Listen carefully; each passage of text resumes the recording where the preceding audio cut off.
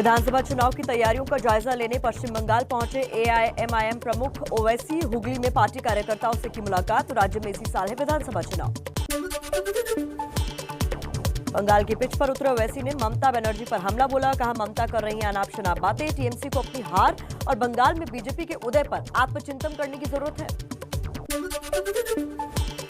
बंगाल सरकार में मंत्री राजीव बनर्जी ने फिर बोला टीएमसी नेताओं पर हमला। कहा, पार्टी कार्यकर्ताओं से दुर्व्यवहार किया तो वही टीएमसी को सत्ता से उखाड़ फेंकेंगे। सीबीआई ने पशु तस्करी मामले में विनय मिश्रा को पूछताछ के लिए आज सुबह 11 बजे तलब किया। ममता के भतीजे अभिषेक बनर्जी का करीबी विनय मिश्रा के घर छापे में लेन देन की एक अहम डायरी बरामद हुई थी।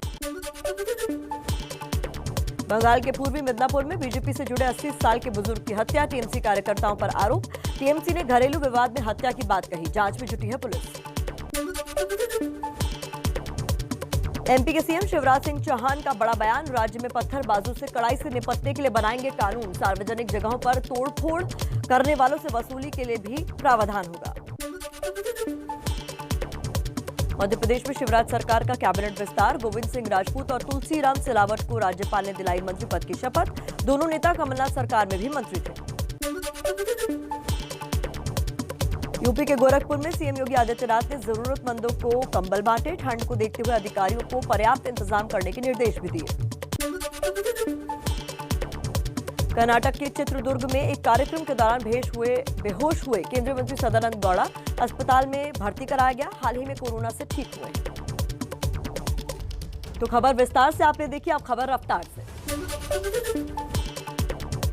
अफ्रीकी देश लीबिया से चोरी छिपे यूरोप के स्पेन जा रहे 265 प्रवासियों को भूमध्य सागर में रेस्क्यू किया गया। लकड़ी की नाव में सवार कई लोग हो गए थे हाइपोथर्मिया के शिकार। अमेरिका के मिशिगन में घर पर क्रैश हुआ विमान। प्लेन के पायलट समेत 2 लोगों की मौत। यूरोप के देश चेक रिपब्लिक में पब और बियर बार बंद करने से नाराज हुए लोग बियर की मग में मोमबत्ती जलाकर विरोध किया। पाकिस्तान के बलूचिस्तान में 11 कोयला मजदूरों की अगवा कर हत्या। विरोध में सड़कों पर उतरे लोग। जर्मनी में लॉकडाउन के बावजूद विंटरबर्ग में बर्फ का आनंद लेने पहुंचे सैलानी। सड़क पर लगी गाड़ियों की लंबी कतार। स्कीइंग करते दिखे बच्चे।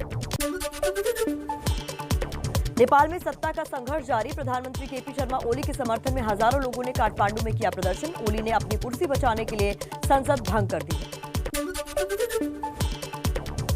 चीन ने तेज की कोरोना के खिलाफ लड़ाई। बीजिंग में एक दिन में 70,000 से ज्यादा लोगों का वैक्सीनेशन किया गया।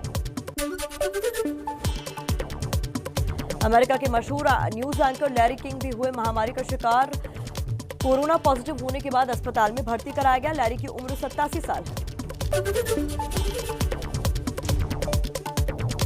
नॉर्वे के गांव ऑस्क में बर्फ धंसने से भारी तबाही। कई घर मलबे में दबे। 10 लोग लापता। 3 के शव बरामद। ईरान में जनरल कासिम सुलेमानी की पहली बरसी पर लोगों ने मनाया मातम। पिछले साल इराक में अमेरिकी ड्रोन हमले में मारे गए थे सुलेमानी। इजरायल की राजधानी यरूशलेम में पीएम बेंजामिन नेतन्याहू के खिलाफ जबरदस्त प्रदर्शन। नेतन्याहू पर भ्रष्टाचार के आरोप लगने के बाद लोग कर रहे हैं इस्तीफे की मांग। कनाडा के क्यूबेक शहर में पाबंदी के बावजूद न्यू ईयर पार्टी कर रहे लोगों पर कोविड पुलिस का छापा। पड़ोसी की शिकायत पर 2 लोग किए गए गिरफ्तार। रूस के कजान में स्नोमैन फेस्टिवल। बच्चों ने परिवार के साथ मिलकर बनाए बर्फ के पुतले। अमेरिका से तनाव के बीच ईरान ने एटम बम बनाने के लिए यूरेनियम का उत्पादन तेज किया। ट्रंप को युद्ध छेड़ने पर करारा जवाब देने की धमकी भी दी। कोरोना को लेकर ऑस्ट्रेलिया में सख्ती। सिडनी में बिना मास्क के घूम रहे लोगों का काटा गया चालान। पाकिस्तान में सेना के बचाव में उतरी इमरान सरकार। गृह मंत्री शेख रशीद ने कहा, सुरक्षा बलों के खिलाफ अपमानजनक बयान देने वालों पर करेंगे केस। पीडीएम नेता मौलाना फजलुर रहमान ने सेना पर देश को बंधक बनाने का लगाया था आरोप।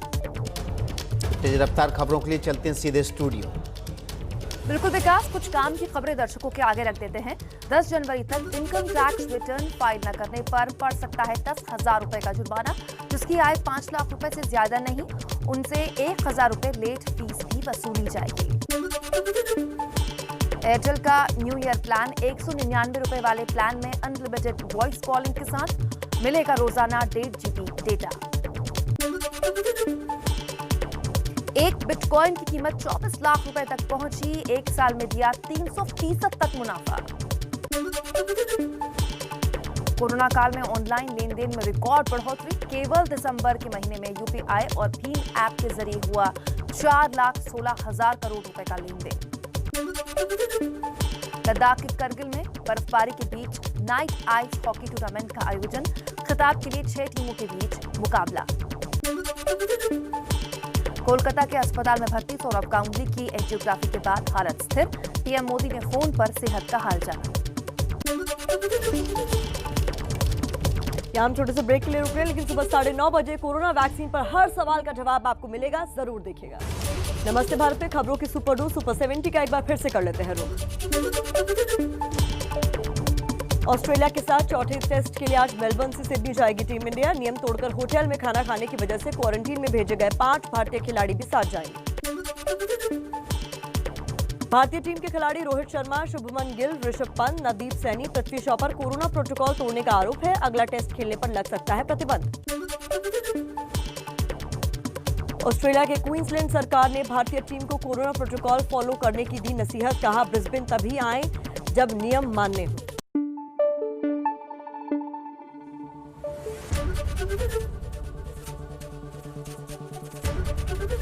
एबीपी न्यूज आपको रखे आगे।